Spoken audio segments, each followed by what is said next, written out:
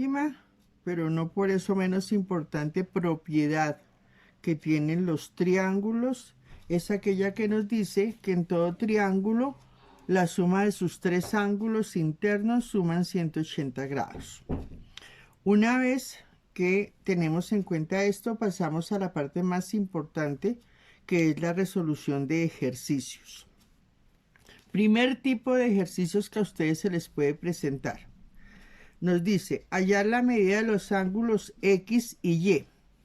Nos dan este triángulo, el triángulo MNL, donde el ángulo L mide 47 grados, el ángulo X lo tenemos que hallar y el ángulo Y lo tenemos que hallar. Ustedes recordarán que gráficamente este símbolo, estas rayitas en esos dos lados, significan que esos dos lados son equivalentes, son iguales, son congruentes, miden lo mismo. Entonces tendría que el lado LM y el lado MN miden lo mismo. Ustedes recordarán que una propiedad de los ángulos en un triángulo me decía a mí que a lados iguales se oponen ángulos iguales. Significa que si el lado LM y el lado MN son iguales, en consecuencia el ángulo L y el ángulo X tendrían que ser iguales. Significa entonces que X es igual a 47 grados. Aplicamos la propiedad que empezamos a ver, que la suma de los tres ángulos nos debe dar 180. La suma del ángulo X más el ángulo Y más el ángulo de 47 grados tienen que ser igual a 180 grados. Tenemos una ecuación de primer grado, significa que lo único que hacemos primero es reemplazar los valores que conocemos. Conocemos el valor de X, que es 47 grados, el ángulo Y no lo conocemos, el ángulo 47 grados que lo conocíamos desde un principio es igual a 180 grados. Sumamos 47 más 47 que da 94. Despejamos Y. Para despejar Y, este 94 que está positivo lo pasamos al otro lado negativo. Hacemos la resta y tendríamos que Y es igual a 86 grados. Significa que el ángulo X y el ángulo Y para el triángulo LNM, X valdría 47 grados, Y valdría 86. Una parte B de este mismo ejercicio, recuerden, debo averiguar cuánto vale X y cuánto vale Y. Me dan este triángulo, no me le marcan los nombres de los vértices, pero me dicen que este ángulo con este cuadradito significa que vale 90 grados. Que este lado de acá, este ángulo de acá y este ángulo de acá son iguales. Este lado entonces y este lado también serían iguales por la misma razón anterior. Entonces tendríamos que X más Y más 90 grados, que es este ángulo que conocemos, da 180. Hemos acabado de concluir que si estos dos lados son iguales es porque estos dos ángulos son iguales. Entonces me da lo mismo llamarlos X y Y o llamarlos X y X. En particular, obviamente los voy a llamar así. X más X sería igual a 180. Este 90 que está positivo lo paso negativo. Efectúo las operaciones X más X, 2X. 180 menos 90 da 90. Este 2 que está multiplicando lo paso a dividir a 90 y me quedaría que X es igual a 45 grados. Como partía el supuesto de que X era igual a Y, significa que X es igual a 45 grados, Y también es igual a 45 grados. Ejercicios que le pueden dar a conocer o preguntarles es que hallen el valor de X, pero esa X referida a un lado del triángulo, no a un ángulo del triángulo. Me presentan este triángulo rectángulo, ¿Por qué sé que es rectángulo? Porque me dicen que este ángulo mide 90 grados. Al medir este ángulo 90 grados, significa que el lado que está al frente es la hipotenusa, que sería X. Los dos catetos entonces serían uno que vale 4, otro que vale 6. ¿Qué aplico aquí? Aplico el teorema de Pitágoras. En el teorema de Pitágoras me dice que la hipotenusa al cuadrado es igual a un cateto al cuadrado más el otro cateto al cuadrado. Hipotenusa al cuadrado igual a un cateto al cuadrado más el otro cateto al cuadrado. Elevo. Entonces que x al cuadrado es igual, 4 al cuadrado es 16, 6 al cuadrado es 36.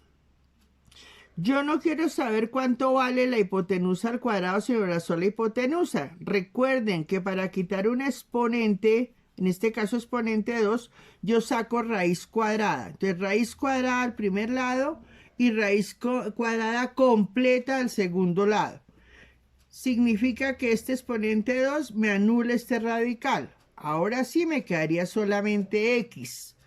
Al otro lado me quedaría la raíz cuadrada de 16 más 36, que da 52. Acuérdense que yo debo simplificar radicales. Tomo la cantidad subradical, que es 52, y la descompongo en los factores primos. ¿Cuál es el primer factor primo? El primer factor primo es 2, porque 52 termina en número par. 52 dividido 2 me da 26. 26 termina también en número par. 26 dividido 2 da 13. 13 es un número primo. 13 dividido 13 me daría 1. Recuerden que como es raíz cuadrada, por esta pareja sale de la raíz un número, un representante de esta pareja, y se queda dentro de la raíz el número que está sin pareja. Significa que la raíz cuadrada de 52 es lo mismo que 2 raíz de 13. Entonces la hipotenusa para este ejercicio es 2 raíz de 13. Aquí nos dan no un triángulo, nos dan un rectángulo.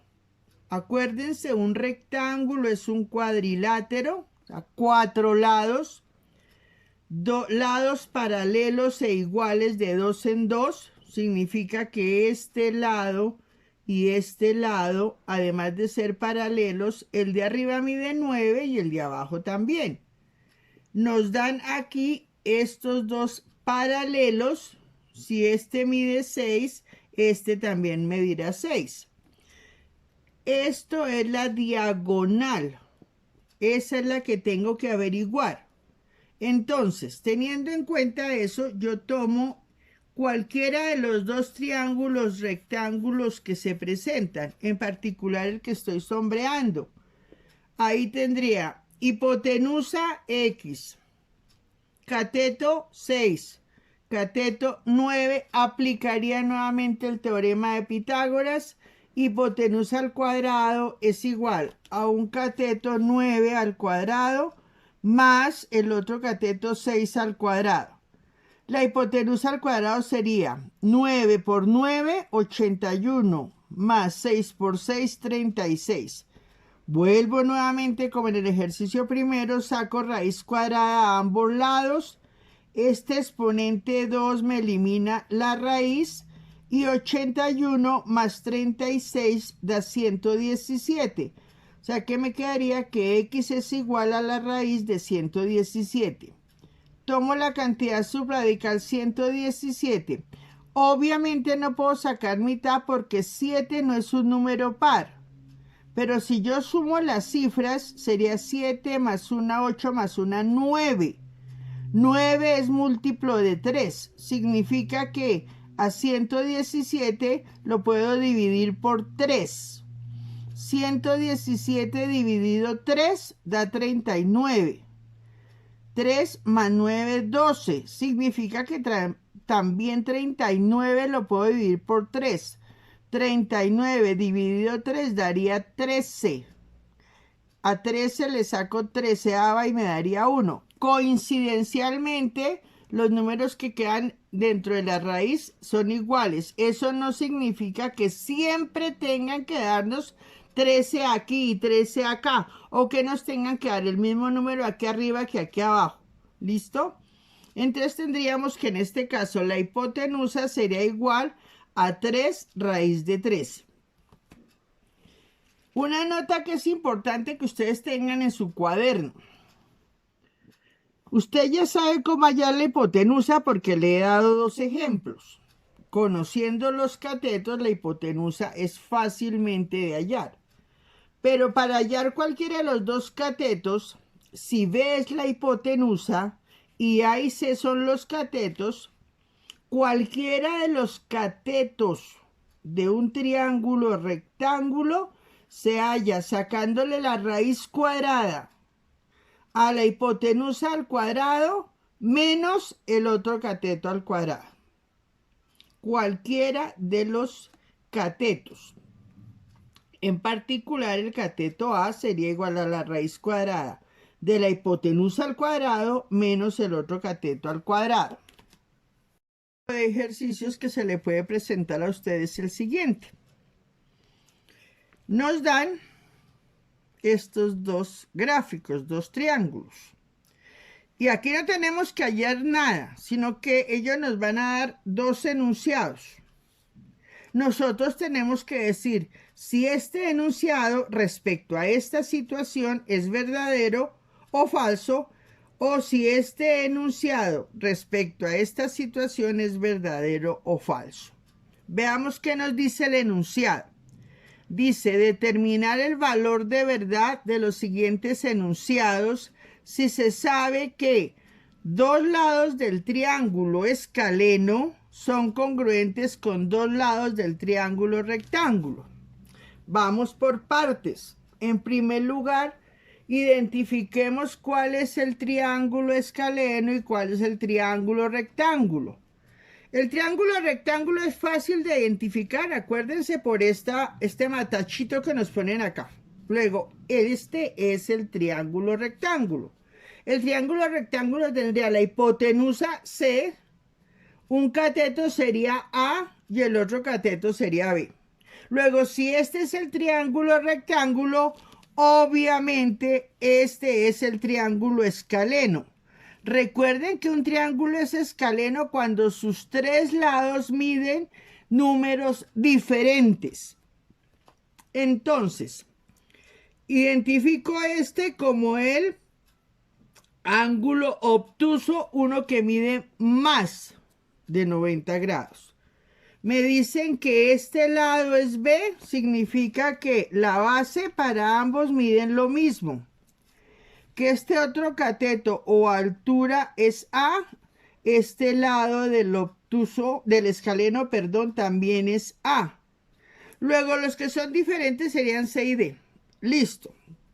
Identificado eso, veamos el primer enunciado que tenemos que analizar.